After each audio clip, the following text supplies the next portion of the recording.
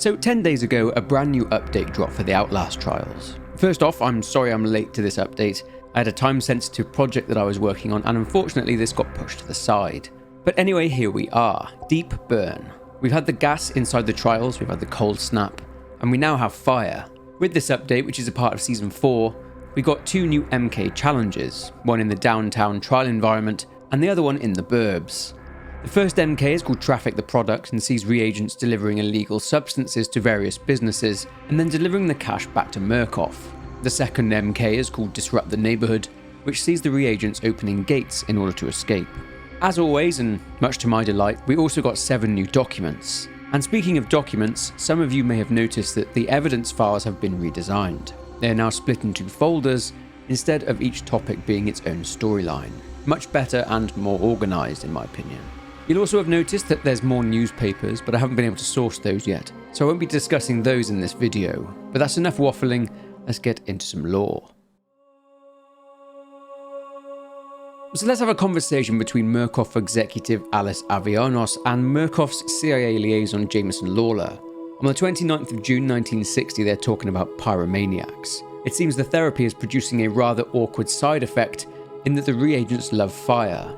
Lawler basically says here that the reagents are killing their targets.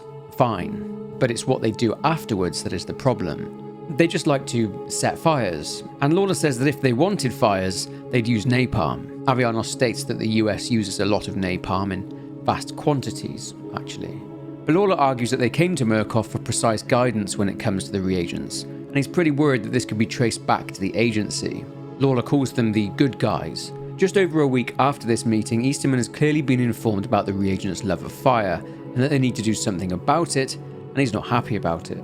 So he does what Easterman always does when he's feeling hard done by, and he writes in his journal. He's mad about the fact that Murkoff and the CIA want to reduce the reagent's love of fire, and he points out that he's tired of the bureaucracy at Sinyala. He uses the word Toska, which is a Russian word used to describe a profound type of anguish. He goes on to claim that he'd always thought he had a gift, but as he got older, he realised that he was the gift. A gift that has now been given to a task. He says that he can teach his children, the reagents, to love fire less, but that he will not apologise to the sun. For those of you that are not caught up, basically Easterman has been talking a lot about Carl Jung, or rather a patient he'd met called Emil Schweitzer, who believed the sun had a phallus, and this theory contributed a lot to Carl Jung's idea of the collective consciousness. It links in a lot to Mithric gods, but I'm not going to get too deep into that in this one. Anyway, Easterman goes on to talk about water. He speaks of it being both birth and death, and reveals that he used to drown mice.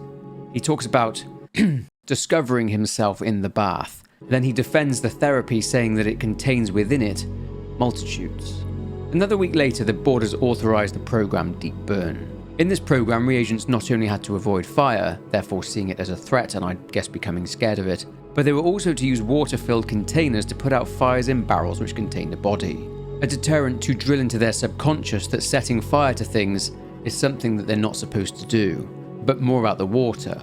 It's likely urine, judging by the memo stating that the water is largely made up from human and animal sources and is non-drinkable. Therefore, it's likely biowaste as it's been sealed tight to prevent any odour, and staff must have a decontamination shower along with a full course of antibiotics. Rough stuff. Diving back into the diary of Dr. Easterman again, on the 20th of June 1960, he's journaling about Amelia once more. He thinks that the reagents are dreaming about her, about escaping. He's very annoyed that his children are not trusting him and that they're being willfully stupid. He says they cannot trust each other, but that they can only trust him. Almost 1 month after this, a memo was sent to the engineering department at Sinyala, and it speaks about the insertion gates that the X-Pop and Prime assets use. It says that insertion gates will now be modified in order to adapt to upcoming therapy modifications. This suggests that there may be a new program coming which sees something going on with those insertion gates. The memo, after all, does say that these modifications will introduce new dangers to reagent containment and safety. Are they risking another escape opportunity here? The note shows us that Sinyala architect Moses Scarfiotti is required to sign off these changes before they are to be implemented into the trials. Maybe this is another one of Easterman's plans to get rid of Scarfiotti. Previously, in the Primetime 2 update, in April 1960, we'd seen a collaboration brewing up between the Signala facility and Mount Massive Hospital, for which the contact there was a Mr. Silas Knisley, head of human resources. In that correspondence, Alice Avianos had written to Silas and suggested patients could be sourced from the hospital in a joint HR initiative. In the Project Diarchy update, Silas wrote back and says that he is intrigued by what's going on at Signala and that he would be very interested in this collaboration and that he could arrange for a visit to Signala at some point. Well, that meeting has come. On the 14th of June 1960, Mr. Knisley meets with Dr. Easterman. He presents a list of 5 patients that meet the metrics that Avianos has asked for. Mr. Knisley seems disappointed that Avianos is not there with them. Easterman doesn't even entertain this and says that prime assets are his only concern, as the therapy requires a precise balance. Knisley once again asks about Avianos' situation. Again though, Easterman quickly changes the subject, saying that Mr. Knisley reminds him of someone and mentions his eyes. He's done this before, with Dr. Wernicke, where he described an uncanny shamanism to his face, and that he had the feeling that his eyes were changing size. I guess Silas Knisley has this same charismatic aura. Anyway, Easterman points out a female Russian patient, a woman that Silas Knisley refers to as quite provocative, and Dr. Easterman notes that her story is noted as reported, which means it is likely not 100% accurate. This report is about the siege of Leningrad, which Easterman refers to as the business in the forest. So during World War II, the Axis powers of Nazi Germany, the Kingdom of Italy, and the Empire of Japan set up a military blockade around the city of Leningrad, which is now modern-day St. Petersburg. The blockade lasted for 872 days, but was never actually captured. But what was going on inside the city that was so bad that it resulted in around 1.5 million deaths? Well, the Germans had in mind to bomb the city instead of capturing it. This resulted in mass starvation during the winter of 1941.